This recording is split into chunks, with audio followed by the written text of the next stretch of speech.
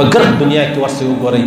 پاکستان کې د مسلماني دنیا کې ټیک ټاک ارزانه دی 10 روپۍ واچوه 10 ورځې کار درکوي بیا که د ملا شکنځئ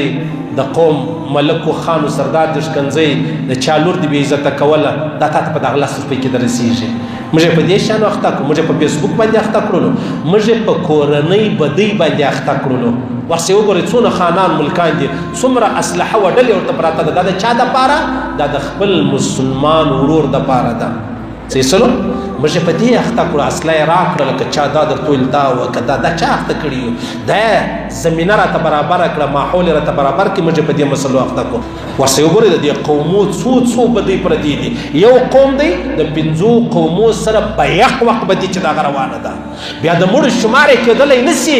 ولې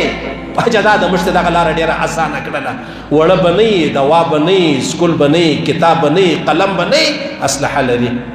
راوتلی دي د بابا دپاره یو کلیشت دی راوړي هغه هم مشین د ځانه سره راخیستی دي 1 کیلو راکټ یې هم راخیستی یو ځای د بل چا کوزدې له روان دي دم 4 راکټان راخیستي ما کوه جسه ملکه خانه سرداره دا ته چاته ځان ورښکاره کوي ولې څه در پېښه ده موږ په دا خبرو اخته کړو